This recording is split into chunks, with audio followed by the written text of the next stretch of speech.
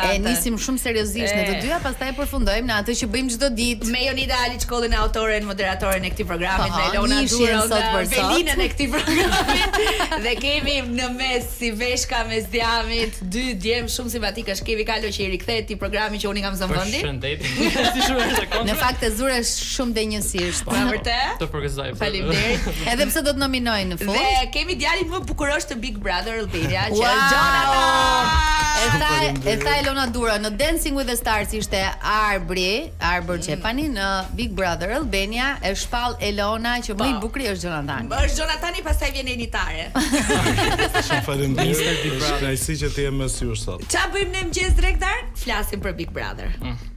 Dhe jo vetëm në top, Dhe jo vetëm në top, po tamam, kudo, dhe jo vetëm në Shqipëri. Edhe kur ti shkon për të vizituar të afërmit e tua, apo një fundjavë jashtë tua, të largohen pak nga vendi, të qetësohemi, dëgjoje të shoh njerëz të ri dhe atje të pyesin vetëm për Big Brother. Shumë vërtet dhe më ka bërë shumë përshtypje në fakt, impakti momentin që kam dalë nga shtëpia dhe vura re që ka një impakt jashtëzakonshëm. Domethënë nuk ka një ambient ku ti futesh dhe nuk diskutohet për Big Brotherin. Por në fakt i rasti Jonathan që ti e di shumë mirë se sa diskutohej, çka kishte ndodhur, cila ishte buja, fama dhe gjithë gjullurdia për jashtë. Po ndoshta nuk ta mori mendja tani, ë? Që ishte vetë. Jo, thjesht ideja ishte që edhe pse përpara nuk e kam ditur shumë përpara që do futem dhe normalisht nuk e kisha studiuar aq mirë dhe nuk e kisha parë aq shumë impaktin që kishte, pavarësisht se normalisht nuk ish mangesh dot dhe dija që kishte një bujë të jashtëzakonshme jashtë, por në momentin që dola që normalisht ti bëhesh pjesë e këtij formati, e kupton realisht se çfarë impakti ka pasur, sepse të gjithë njerëzit kudo që shkon të takojnë, të japin ato opinionin e vet dhe shikoj që shpesh janë bërë të gjithë opinionistë së fundmi. Po sigurisht. Edhe Kevi. Dhe kam bërë re që të gjithë kanë shumë për zemër dhe ndjen me vërtet çdo situatë që ndodh aty brenda. Tani pyetja e parë drejt për drejt, pastaj flasin kolegët. Ç'a i the ti asaj? Që u penalizove. Ajo është enigma e vitit. Hajde tani na tregon se në këtë program tregojnë të gjitha. Unë aty hyra për veten time, nuk hyra për askën tjetër, pavarësisht interpretimit të keq. Gjëja që penalizoje dhe që ne nuk e pritëm fare që. Gjëja që u penalizoi ishte do nominohesh ai shpejt. Unë po e kuptoj akoma dhe më mbrapa tani që dola se sa absurde ishte, sepse normalisht unë u futa në të lojë dhe dija shumë mirë që gjithë sytë e banorëve do ishin te unë dhe normalisht çdo opinioni im do përfitej nga këta banorë. Dhe normalisht nuk doja të jepja një mesazh aty, po doja të ndikoja në lojë për të përgatitur fushën time. Po ç'a the pra ha? Po si ta gjë, komunikim midis neje dhe çdo njeri që un kam pyetur, akoma sot e kësaj dite nuk e ka kuptuar. Dhe ky është absurditeti. Ne të Jonathan çka ka thënë? Do të pyet, jam mirë unë jashtë një gjë e tillë ose më pëlqejnë mua jashtë ose ku diun dhe ti thon. Ajo ka qenë, jo, nuk ka qenë. Shiko, kjo gjë është diskutuar tani, un kam parë vetëm ditët e fundit 4 personazhe që janë futur dhe kanë thënë ti e mirë, ti e keq, pra. Ka thënë dhe ti e fituesi. Dhe finale. Po, dhe gjëja që un doja të thoj dhe që kam komentuar dhe që kam vënë re që 80% e njerëzve kanë marrë sikur ishte diçka që un po thoja për jashtë, ka qenë një bisedë që ne po e bënim për aty brenda. Dhe ky ka qenë absurditeti më i madh. A ti thua që e gjitha është keq kuptim? E gjitha është keq kuptim, padyshim, dhe kjo u reflektua edhe në momentin kur unë mora zarfin dorë, kur më lajmërua se çfarë kishte zarfi dhe totalisht ishte një zhgënjim i madh. Ku e kishe E gojën? kam diskutuar. Domethënë ka qenë një nga gjërat që realisht më demoralizoi në atë garë, sepse unë shikova si garë, u futa për një garë dhe padyshim sepse ti në fakt je mësuar që të garosh dhe je mësuar që gjithmonë ti je fitues kur hyn në një garë, megjithatë ka edhe të papritura jeta. Gjithsesi, në kaq pak sa ti ndejte, nuk mund të quhet edhe pak, se duke qenë se gjithmonë banorët e ri janë pak më të penalizuar. A e shijove plotësisht edhe çfarë do të mungojë nga shtëpia? Shiko, të them drejtën, e shijova. Unë thash dhe kur dola që në fund të gjithë kësaj gjëje është e rëndësishme që në mendjen time do mbetet si një kujtim i bukur, si një eksperiencë e fortë dhe për sa kohë është e tillë, padyshim që e shijova. Sigurisht që ti je aty brenda është presion i madh, është mendja jote punon vetëm për lojën. Por mbetet padyshim një eksperiencë e bukur. Ti ke si e ke parë Jonathanin, se me që të kemi si opinionist të bërës sot, Kevi Ajdari është me ne në studio. Unë si Kevi Ajdari e kam parë shumë bukur. Do doja ta shihja më të gjallë brenda shtëpisë. Më aktiv patjetër. Më të gjallë, zë. Sigur ka vdekur. Mund të mund ta ti shtoj diçka kësaj, domethënë në gjykimin tim dhe personal, po edhe të njerëzve që ne tani po i shohim Big Brother dhe grup. Ne flasim nga eksperienca që e njohim Jonathanin nga jashtë, dim që është shumë tip sportiv. Jo, një djalë që hidhet për ditë nga majet më të larta të këtij vendi, që merr atë vrrullin dhe adrenalina është maksimum, që shpejtësia dhe guximi është virtyti yti, si mundet që ti aty brenda të stepesh ndonjë nga parashutat e tua edhe të merresh atë kontroll. Shiko, aty është një lojë që unë e kuptova që normalisht nuk mund futesh duke tentuar që të tregosh ato gjërat pozitive tua dhe të jesh vetvetja. Normalisht aty duhet futesh dhe të luftosh gjithë kohës për lojën, të krijosh situata që ndoshta ti jashtë nuk do i kishe krijuar kurrë, dhe kjo është gjëja që unë bëra gabim. Po ti po thua që Luizi dhe Olta janë pozitiv? Jo, nuk e thash. Kur fillon me kur fillon me këtë pra ti po thua, dhe është sigurt që nuk është një gjëja që po. Po çfarë po thua? Po thoja thjesht që normalisht aty duhet kur je çuni mirë, nuk është dalë sukses. Po pra këtë po them, do ka ata tjerët janë të këshillin, se kështu i bie. Ata janë fiks për lojë. Ata janë futur aty për lojë dhe normalisht unë disa nga personazhet që janë aty i njoh shumë mirë dhe nga jashtë dhe realisht mendoj që të paktën këta dy personazhe që përmende janë dy personazhe që janë futur totalisht për lojë dhe sigurisht i përgëzoj për këtë gjë që kanë marrë, sepse fundja është një risk që ti merr për imazhin tënd dhe tani Luizi ty të dha një ide strategjie. Pra, un po tisha një banor i ri, tha, në momentin që do hyja nga jashtë, do afrohesha te Kiara, sepse i binte që të sulmoje personazhin më, le të themi, më të përfolur deri më tani. Po ç'ti bësh asaj Kiara?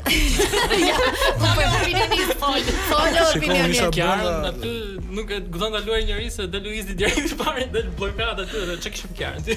Jo, nuk është ajo ideja. Ideja është që unë e kisha një strategji në momentin që e futa, një strategji që më godit që në ditën e tretë qëndrimit, që më duk totalisht absurde dhe normalisht e përjetova shumë të bija i ritmi pastaj fillon edhe është një formë demoralizimi, sepse kuptohet që je totalisht i keq kuptuar.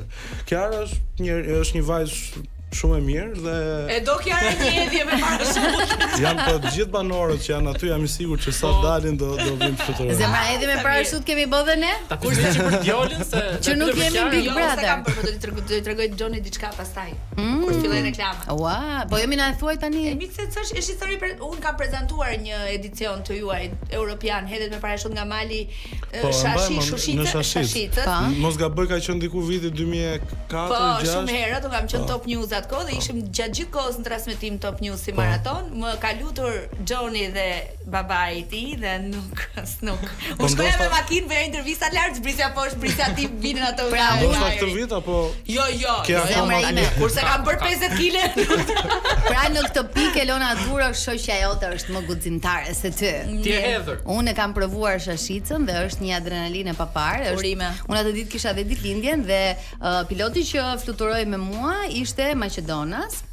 Dhe gjithë kohës bënte happy birthday dhe më tutollonte në ajër dhe unë vetëm u lëria derisa zbrita në tokë. Atë vit ka fituar një çek, më duket. Po çek. Po që ka popullaritet. Mund të gjithë. Shiko, mua 8% e njerëzve që vinë edhe që provojnë fluturimin. Sa po thoya fuqyr që po flasin pak për fluturimin që nga momenti që bëhet Big Brother. Kështu që më lër ta them 8% e njerëzve që vinë fluturojnë e kanë frikë, pra thonë që kemi fobi, po në momentin që fluturojnë është totalisht fluturojmë kundërta dhe nuk kanë as pak frikë aty. Po basi unë zyqafës ke çutur. Nuk kemi gjë reklama ne që mos i bëjmë asnjë sekond. Po. Na të rreq vëmendjen Kloj. Sa e bukur je moj vajzë. Kemi pas pak me Jonathanin edhe me Kevin. Ku e lam, po ku nuk do dim çfarë më përpara, domethënë që kemi kapur Johnny është bëj story. Johnny është edhe tip që këtej do të përgjigjet, pastaj shef me vishësyri dhe nga story Jonidës. Se mori titullin bukurash. Ej John, po si do ta përshkruaj ti këtë eksperiencë tënde në Big Brother edhe ku diun sa ka ndikuar tek ty në tipin tënd, në karakterin tënd, në përditshmën tënde? Shiko, normalisht është shumë herët, sepse këto ditët pasi dola, me të vërtetë që kanë qenë të ngjeshura me intervista dhe me takime, por sigurisht që një lojë psikologjike dhe një lojë që forca është Big Brotheri, sigurisht që të forcon. Kështu që padyshim që këtë gjë e ka bërë edhe unë dhe padyshim që e kam shijuar. A mund ta nisim nga fillimi, se jam shumë kurioze të di si të erdhi ftesa dhe si u ndjeve. Pra, e kishe menduar ndonjëherë që ti do bësh pjesë e një reality show të tillë? Shikoj, e kisha menduar, Jo, thot ishte e papritur, më duk sikur tham fillim apo jo. Fillimisht përpara se të më vinte ftesa, e mendoja me veten time dhe mendoja që nuk do futem, por në momentin që nuk do futem Big Brother, sepse vetëm duke në mënyrën e jetesës që un kam jashtë dhe se si jam mësuar unë ta jetoj jetën është totalisht e kundërta. Kështu që normalisht më duke jo diçka që do e bëja me qejf, por në momentin që më erdhi ftesa, si çdo sfidë që më del përpara, nuk i thoja dot jo, sepse e shikoja si një mundësi të mirë për treguar dhe që në këtë vend ka njerëz sportistë që përfaqësojnë diçka dhe që padyshim duhet të jenë aty ku është vëmendja më e madhe. Ti ishe gati për të fituar një test inteligjence aty. Pa e mor ideja me përgjigjen për Skënderbeun. Aty ishte një nga momentet, domethënë që nuk e mendova kur dola dhe nuk më rëzitem as pak. Jo, po unë të kam ndjekur live dhe pash tash ky djali shumë i formuar, shumë i ditur. Po, dhe vura re që disa pyetje kaloheshin nga disa banor këtu përpara dhe nuk as tentoheshin të lexoheshin dhe po frikshme ishte kjo situata. Jo, po ishte edhe kështu. Maestro, Bonamema. Kaloshin direkt. Jonatani. Se mbaj mendësish Dea Michel. Po. Kiara Efi. Po. Pastaj më duket Olta, Diola. Ishte Tea, dhe Kristin Fon. Nita dhe Kristi. Po. Dhe ti ishe ti prisje pase të gjithëve në kanë. Për sa pyetje nuk e fitove? Kam përshtypjen që diku te 1 ose 2. Po pra Skënderbeu po them, po dëgjoj. Çfarë formimi ke ti? Ku ke studiuar? Un kam studiuar për menaxhim biznesi. Dhe pasi mbarova studimin, u vazhdova ta praktikoja atë gjë në biznesin tim. Ke të dashur? Jo. Pra nuk të përcolli dhe nuk të priti njëri. Jam single, po. Goca është single, Jonathan. Jonathan atë brenda më që ka dhe single, se nuk e dia. Nisi diçka me djalën, me thënë drejtën, domethënë u duk Po ka skapën. Ai është Big Brother Thors. I frikshëm. Fillova me diçka me djalën, madje edhe kur të ra bileta kthimit u duk kështu sikur e kupton. Po çfarë filloi me djalën një herë, filloi diçka. Po presta. Ja ta shohim nga me sytë e publikut. Afrimitet midis jush. Domethënë u pat. Kishit një fëmijë aty. U pat shumë afër me njëri tjetrin, pa disa momente që u duk sikur do lindte diçka mes jush, pastaj ndodhi ajo friendzonimi nga në djalës që tha të tha që unë të shoh si vëlla, si shok, nuk e di diçka tillë. Të vjen keq që nuk ndodhi ndonjë gjë. Por në fakt, domethënë, çfarë kishte? Jo, as pak se normalisht tani mund bëm përshtypje se si është perceptimi jashtë i situatës, po normalisht e kam thënë dhe më përpara, madje kam thënë dhe gjatë bisedave që kemi patur me djalën aty, që djala ka qenë një njerëz që më ka dhënë një energji pozitive aty brenda dhe normalisht është shumë e vështirë që në atë shtëpi të gjesh një person që mund realisht bësh biseda të sinqerta dhe të kalosh një kohë që ndoshta edhe pse për publikun nuk është kualitative, për ty personalisht është. Por që në fillim, që në fillim ka qenë një raport miqësie që ne kemi pasur të qartë me njëri tjetrin gjithmonë dhe asgjë më shumë. Po marrë vetëm vitaminë do bashkë. Ishin situata të tilla, për shembull filloi loja që ishte e tillë që ne duhet futeshim në rol për hir të bebia. Po si u ndjeve, domethënë, në këtë rol. Në këtë rol ishte shumë interesante sepse unë kur në jetën time nuk kam pasur një rol të tillë, kështu që nuk kam patur një fëmijë. Po. Dhe rrjedhimisht edhe fëmijë për shembull që ti të kem asistuar në rritjen e tyre. Kështu që për mua ishte diçka e re, por fakti që e fituam atë sfidë, do thotë që ja dolët mirë. Isha mirë si baba. Pra je i përgatitur. Je gati. Isha mirë isha? Ishe shumë mirë. Çka? Të mbyste mami, ishte mami shumë. Mami protektive, pjesa më e vështirë e rritjes fëmijës ishte mami. Ti nuk e kishe probleme me fëmia, e kishe ke mami. Ishte më e vështirë të merresh me mamën. Se ishte post party. Elona. Okej, përveç dyshës tuaj. Opinionisti do flasësh ti apo? Opinionisti, përveç se flet shpejt se do t'i marrë fjalit, domethënë, ka këtë ndjesinë që flet pak më duket mua edhe si fans. Po. Tani. Jo, tash më do thuash të vërtetën dhe vetëm të vërtetën. Për lojën e Jonathanit dhe për gjitha situatat që ke vënë re gjatë kohës që ai ishte aty. Okej. Unë në rolin e pianistit, po edhe pak në rolin e Big Brotheristit, domethënë se e fansit, se kam krijuar edhe ato simpatitë mia aty brenda. Mu duk mua të paktën sikur ti nuk përkisje te ai grupi, në thonjza grupi, se ata nuk e pranojnë që janë grup i Oltës. Pra, nëse unë mendoj, nëse ti do kishe bërë një zgjedhje tjetër për t'u afruar pak më shumë, jo domosdoshmërisht me Luizin, me Efin, me Kiarën që u bën grup, po të kishte ndonjë pak më shumë me Maestro, në kupton, domethënë kishte krijuar atë polin e tretë. Ndoshta do ishte më mirë kishte zgjedhur tamam ky ka qenë edhe qëllimi im, por normalisht kur futesh në një ambient që ti njeh disa njerëz, normalisht është pak më ti do shkosh, do qëndrosh me ata. Dhe e gjitha kjo ishte një keq kuptim i madh, normalisht nuk arrita të dilja në asnjë moment në ato gjëra që unë kisha menduar që do luaj aty brenda.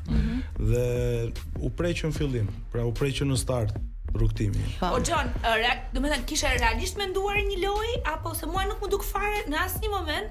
Mua më duk sikur je ti. Zgjodhe një strategji, zgjodhe një njerëz, zgjodhe një grup, fillimisht mua më duk ai ideali që duke parë, duke bërë. Këtë po them pra. Jo, domethënë fillimisht kisha një strategji, u futa aty brenda dhe dhe në momentin që unë u keq kuptova totalisht në këtë gjë. Në pjesën e komunikimit, po, se këtu e kam keq kuptimin, dhe në momentin që u mor një mas aq ekstreme ishte totalisht demoralizuese, e kupton? Dhe gjëja tjetër ishte që unë doja të paktën 2-3 ditë që të studioja gjithë situatën aty brenda, sepse normalisht perceptimi është jo totalisht, por është shumë ndryshe se kur e shikon nga jashtë. Kështu që është shumë e rëndësishme që ti të kesh mendoj unë, 2-3 ditë shumë të qetë aty brenda, duke parë dhe popularitetin që kanë disa figura nga jashtë. Normalisht do futesh të përpiqesh sepse edhe imuniteti i të banorëve të rinj ishte një puntat atë rast kur ne ndryshe nga banorët e rinj që janë dy strategjia jote, mund ta dim se tani jemi mas pilaf. Një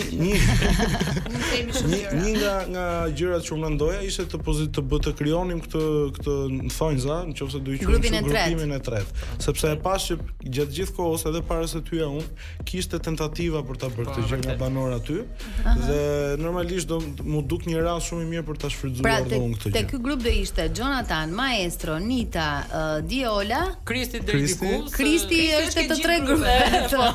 Po se kjo ndoshta do ishte e veçanta e grupit tretë. Po, të gjitha personazhet do ishin personazhe të tretë dhe do ishin të gjitha grupi. Grupi mercenarëve, domethënë. Sa ditë ndenjë brenda shtëpisë? 14 ditë. 14 ditë, 2 javë. Ndërkohë kishe parashikuar shkoje më gjatë, si e shive veten ti, se kam përshtypjen një njeri ka një parashikim për veten, po të mos ndodhte kjo gjëja. Deri ku mendoje se do shkoje? Padyshim që do shkoja shumë herë më shumë. Nuk e di të them nëse do shkoja deri në finale, por do shkoja shumë herë më gjatë. A të penalizoi ty fakti që ishe në nominim vetëm me Luizin dhe me Efin? Po, sigurisht. Edhe kjo është diçka që duke parë perceptimin jashtë unë e dija shumë mirë se çfarë nominim. Më thuaj pak emrat e tjerë që nëse do ishe në nominimetar nuk do kishe dalë ti. Shiko, normalisht më të rrezikuar do ishin banorët e reja, kështu që po them Valbona, Diola, Nita. Okej, do ishe pak Diola e tregoi dia që ndori dha. Diola me Nitën po shkojnë finale. Urdhë but, të dyja bashkë bëjnë një benjada. Skemi. Opa, final albaneze. Nuk pëlqeu asnjë nga gocat aty. Për ta parë dhe me atë syrin tjetër. Se dolën fillimet trëmbe Luizin, tha, mua pëlqen Kiara, erdhi Kiara të priti. Ta akomodoi brenda në shtëpi. Se luajti sepse po ta ndjeja diçka të tillë, do ishte marrë vesh nga të gjithë. Është vetëm një gjë që unë nuk luaj dot. Do kishte për çykesi, po të kishte ndaj çik, domethënë. Pëlqeu Casey? Ndoshta po nuk e di, nuk di ta them për një person që se kam takuar kur. Un kam përshtypjen se Jonathanit i pëlqejnë gocat më sportive, më edhe brunet, nuk e di pse e kam këtë. Po jo, brunet e bjonde, më shumë se nga këto goca që nuk e mendojnë dyhet për tu hedhur me parashut. Po. Nuk ka të bëj, nuk ka të bëj fshaturi. Se po dali një si puna ime që i bi tensioni vetëm kur e mendon këtë gjë. Nuk bëndi. Nisë ti. Nuk është një nga kushtet. Si ishte zgjimi në mëngjes në shtëpinë e Big Brother dhe si është tani të zgjohesh në shtëpinë? Me kë jeton ti, me prindrit? Unë jetoj me gjyshen. Sa qejf. Dhe normalisht ai zgjimi aty në shtëpinë e Big Brotherit është me muzikë. Nuk do thoja të merr, por është i vështirë. Si në kohën është me muzikë, po patjetër. Pra ndizën dritat, ti janë kokër dëgjumit dhe fillon muzika. Nëse ti po e tepron, muzika vjen duke u rritur. Nëse nuk i ka zgjuar Luizi me gërritme domethënë është muzika që inshallah nuk janë. Që zotë nuk kanë pas, nuk kanë. Këngët e maestros se ato kanë mio. Indiakun janë sa italianë që vetëm Luizi ka qejf, domethënë këto i vorrejnë ato këngët. Gjithë playlista ishte italiane, nuk e di pse ishte kështu. Po kishte ndonjë këngë për shembull që në momente të caktuara, se po e lidh tani me periudhën time të Big Brother. Në momente të caktuara mund të bënte të ndihesh pa Big Brother Israve nuk i kanë memoria. Po, janë ca detaje. Janë ca detaje që nuk i harroj. Por a kishte ndonjë këngë ti që në momente të caktuara si të ndonjë gjendje për shembull? Ka pasur një këngë Ana Tatangelos, më duket, që mua një nga ditët që janë zgjuar në këtë formë. Nuk e di pse shkova në dush dhe nuk kam qar. Dhe dole nga shtëpia. Me butrin ti merr, çajin këto. Me butrin ti nuk qahet në fakt, po. Ishte një këngë The Weeknd tani se nuk po më vjen Creeping. Ja, na ndihmon Chloe. Po? I don't wanna know, më duket. Po pra Creeping, kjo që ka dalë po. Ajo është një nga ato këngët që më sillte, më fuste në mendime dhe të mendoj. A kishe ndonjëherë dëshirë të zgjohesh me një gocë në krevat? Çfarë shtriga shkojmë atje? Apo një nga gocat në krevat. Një nga gocat, edhe kështu kot për afeksion, për këtë lik, mirëmëngjes. Për suport më për atë dorë në gjyshe të munguar. E shkoj prapë në vizitë. Për gëdhelje dhe për qafimet bëjnë gjithmonë të ndihesh më mirë. Patjetër, po. Oh, I don't wanna know. Kjo ishte Johnny? Kjo ishte kënga që më fuste në mendime aty. Ashtu, a? Po. Për kë? Shumë e thellë si këngë. Thjesht në Shikoj, si se nga këto mendime që unë do hidhe me parashut me pika dhe nuk doja hapja parashutën. Wow. Asnjëherë, se kur vjen puna te fluturime duhet futur profesionalisht. Është shumë profesionist atë. Po, pra ky hap gjithmonë parashutën. Kujt do t'ja hapje më me qef parashutën. Me dy hapa ke starti. Gjithve, sinqerisht nuk është se e bun siç ishte rrugtimi im, i tillë siç ishte, unë nuk krijova konflikte aty brenda me asnjë, kështu që normalisht nuk kam një njerëz që të them që ati nuk doja hapa ose po, prandaj edhe në publik e lën këtë shijen e mirë atij djalit që na ke pëlqyer. Kevi kishte një pyetje me çfarë pyetje? Jo me parashut. Me prerje. Ku të hapë parashutë rezervë kur ti idesh? Ja, siç e thash gjithë, nuk për sa kohë edhe nëse do kisha një konflikt aty brenda, për sa kohë është një lojë, futesh në një lojë i natë dhe çdo gjë duhet ndonë aty. Nuk jam dakord. Me që është djalë pozitiv, me kë do hidhesh i pari me parashut si bie. Kë do marr xhiro. Ku do afrosh pari? Aty që do fitoj. Ose asaj që do fitoj. Okej, mendon që mund të jetë një vajzë? Ai që do fitoj. Unë shpresoj të jetë një vajzë për vetë. Dhe cila është kjo vajzë? Nuk e di se shumë herët aty unë kam vënë re që edhe brenda 14 ditëve ndryshojnë situatat nga momenti në moment. Edhe nuk di ta parashikoj. Okej. Po ti vërtet ke bërë miq aty mendon? Pra në cilin grup mund të themi që ishe? Përveç atyre që një nga jashtë. Po normalisht njerëz që unë jam i sigurt që mund të vazhdoj një misi, një marrëdhënie, kam padyshim dhe mendoj që me shumicën prej banorëve që ishin aty do kem një raport jashtë. Ne gjatë kohës që jemi në intervistë në radio vijnë edhe mesazhe që sa djali mirë, komente të tilla një shoqja Jonitës shkruan. Po, Gladiola. Duhet të jenë krenar prindrit dhe nuk e di çat kanë thënë babi, Alket Islami, mami, çat kanë thënë për qëndrimin tënd në shtëpi. Realisht janë ndier krenar dhe kjo ka qenë diçka që mua personalisht më ka bërë që të ndihem shumë mirë dhe në çdo moment kam parë që kanë qenë për kraje, pavarësisht çdo lajmi apo çfarë do lloj gjëje që jashtë zihente dhe realisht më ka dhënë shumë forcë dhe në momentin që dola nga shtëpia dhe pash që në fundit ata ishin ndier mirë për pavarësisht çdo gjëje. Në fakt kjo lukunia e lajmeve, komenteve pas sens dhe gjithçka që u bëhet është po ashtu një tregues që shikueshmëria e Big Brotherit është e frikshme. Po, çdo gjë, po edhe aty ku nuk ka gjë, po tentohet që të jepet zë për të krijuar diçka. Ka teori konspirative pafund, domethënë me çandatë. Thën kjo, ne i kemi parë kështu nga jashtë dhe ti tani e di gjithë zhurmën edhe gjithë popularitetin që ka edhe kë përkraj njerëzit shumë, kë duan njerëzit shumë, kë kanë simpati dhe antipati të tyre. Po ti që ke qëndruar brenda, nëse domethënë do t'i vinim në një peshore gjithë këtë themi dashamirësinë e publikut për X-in apo Y-in aty. Si mendon ti? E kanë mirë, e kanë gabim, a duhet promovuar më shumë dikush tjetër se sa flas jo promovuar? Si i ke njohur ti brenda? Këtë dua të them. Unë të them të drejtën pas që shumë banorë aty brenda që në perceptimin tim nga jashtë nuk ishin aq aktiv ose nuk merrnin pjesë në shumë situata, pas që ishte pak ndryshe aty brenda. Pas që sepse është shumë e rëndësishme, sepse shumica e njerëzve shikojnë vetëm Prime-in dhe nuk shikojnë shumë ato dinamikat brenda shtëpisë që ndodhin gjatë ditës. Për shembull në Prime Krisi është nish. Po, Krisi gjatë javës ç'kemi. Ka strategjinë e vet që ruan Prime-in sepse e di që aty është kulmi i audiencës dhe normalisht e përdor atë lloj gjëje, por dhe personazhe të tjera si Amos, si Dea, Kiara kanë qenë më aktive aty brenda se sa shfaqen ndoshta në syrin e publikut. Domethënë pyetjen e kisha se unë edhe në grupin tim shoqëror them si ka mundësi më që ju të gjithë doni filanin ose se s'dua të shprehem se janë fansat që edhe frikë të shprehesh. Kanë qef drama. Se po na nxerrohet Instagrami. Po na e vjedhi lërgjë. Dhe po si ka mundësi po që se pëlqyet këtë veprim ose këtë gest ose këtë që tha ajo apo ai. Dhe ka në tavolina ka diversitet shumë. Njëri që vjen nga brenda çfarë thot? Është e vërtet, edhe unë mendoj po njësoj këtë gjë, domethënë shikoj që një personazh që po pëlqejet shumë dhe çdo njeri që është kundër këtij personazhi që po urreh.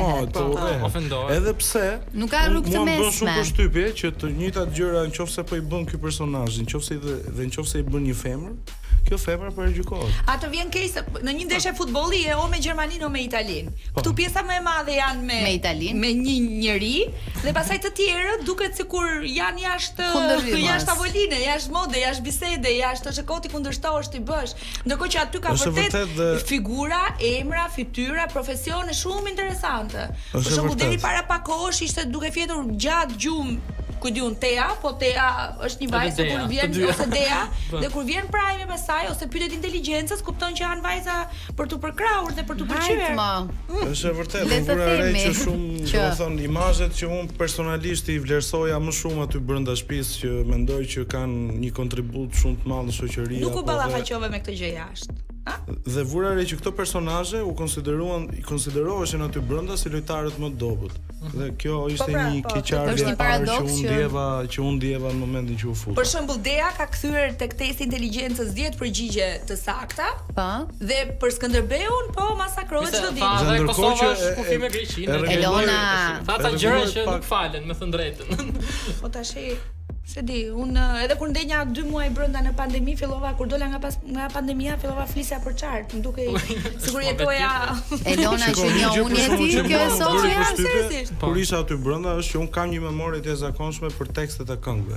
Dhe kur unë aty doja që të këndoja një nga këngët e mia të playlistës që kam, nuk më vinte asgjë në mendje. Po pra, ka dhe një lloj blokade. Është edhe kjo trysnia që ke aty, sepse në momentin që je duke bërë një lojë edhe e di që janë gjithë sytë e ty tani dhe do të bëhet ndoshta edhe një pyetje që është shumë e thjeshtë, po nuk të vjen për momentin. Po ke 10 sekonda kohë që duhet përgjigjesh, kur të vi Shiko, për këto për ca pyetje që nuk u përgjigjen, realisht unë ndjeva shumë keq.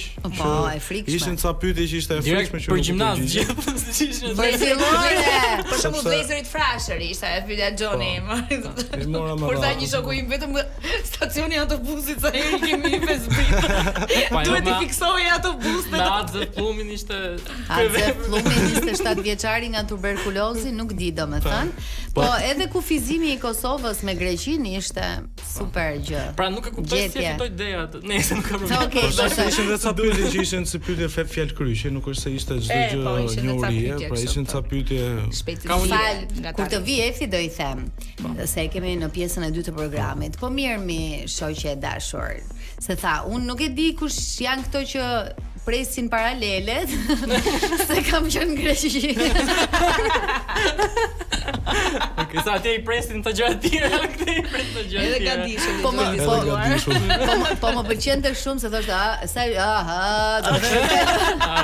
kalojeni se mos më konsidero. Po më të paktën Po ishte shumë fani vërtet. Të paktën Efi e di atë gjë dhe thjesht e kalon. Po pastaj e pati me orë. Kam një pyetje për Jonathanin tani.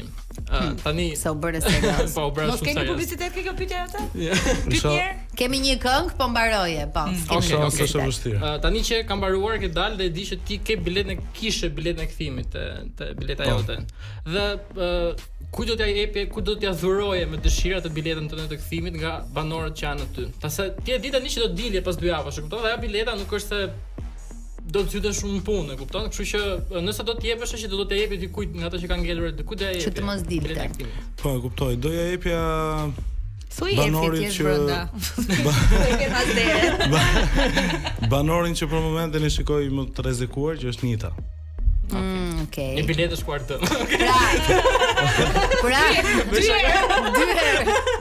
Pra në këtë edicion kemi 2 gentlemen, Bjordi që ja dhuron djolës nominimin e tij imunitetin dhe Jonathani që ja jep Nitës për t'i zgjatur pak më shumë goca.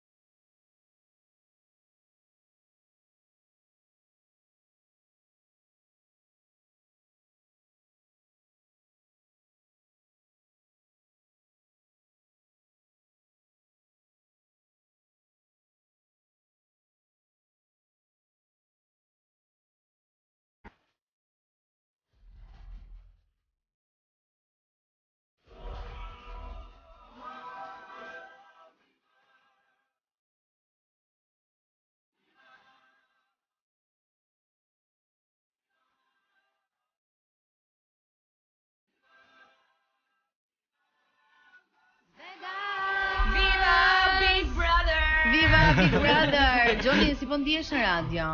Një mrekulli, u thas që para se të vija që erdha me dëshirën më të madhe këtu në radio, që po mora aftesën dhe është një energji e jashtëzakonshme që e vlerësoj shumë dhe ju përgëzoj për këtë program fantastik. Patjetër që me ty dashur kolege.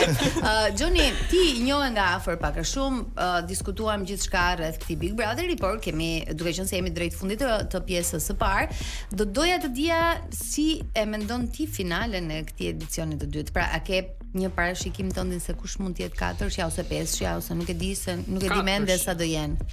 Normalisht është shumë e vështirë, sepse të paktën duke mos llogaritur hyrjet e reja, sepse ende nuk e dim se çfarë do japin atë lojë apo se si do shkojë. Mendoj që personazhet nuk e dia do shkojnë, por që e meritojnë që të shkojnë për sakrificën që po bëjnë aty brenda. Mendoj që janë Luizi, Olta, Armaldo. E mendoja dhe Amosin që do shkonte në finale. Për mua ishte surprizë eliminimi i Amosit dje. Ishte 3 batuta larg finalen.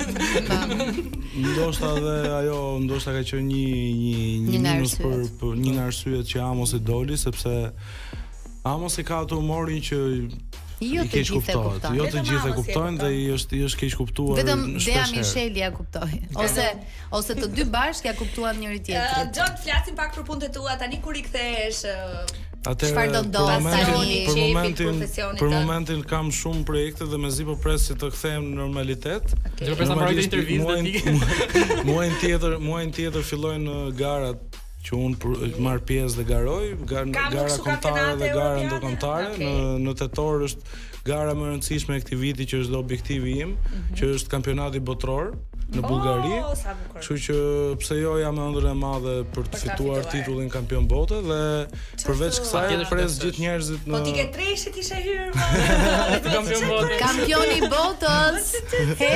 Dhe po prit se është thjesht një ëndër që dua të bëj. Por ti e fitove për lërë. Jo, e kam kështu. Ajo që është dashuria ime e viteve të fundit, që është Sky Sportsi, që është qëllimi i të gjithë neve, që të presim gjithë njerëzit për të treguar rivjerën tonë në qendrën tonë sportive, ku bëjmë të gjithë sportet e mundshme që një njeri mund të bëjë gjatë kohës që është duke bërë plazh, nga nën ujë, nga lundrimi deri tek fluturimi apo tek shijimi i plazhit. Më pëlqen kur shohësh një se vetëm jugja mund gjithë verën nuk do më gatmoj. Unë jetoj 5 muaj të vitit në Palas, kështu që përdo që do të gjej mund vi atje në qendrën sportive Sky Sports apo garën e Kampion bote. Të mi presim në studio. John, ne do të mirpresim sërish në studio. Por çfarë do lloj projekti që ti do të kesh, do të jemi shumë të lumtur të të suportojmë në gjithë gjërat që ti ke, por sidomos kur të jesh kampion bote. Ta uroj mos hajde, po ta uroj me gjithë zemër këtë gjë. Sa për kampion bote. Gjithë mirat, është prestigjh. Shumë faleminderit. Me pagesë ishte më. Cila kampioni bote?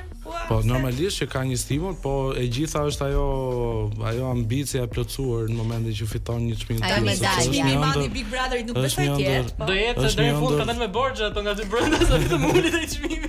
Kjo ishte batuta që po bënim kur erdhi sponsor një bank aty brenda që erdhi për të gati letrat e kredisë që të vazhdoi Big Brother.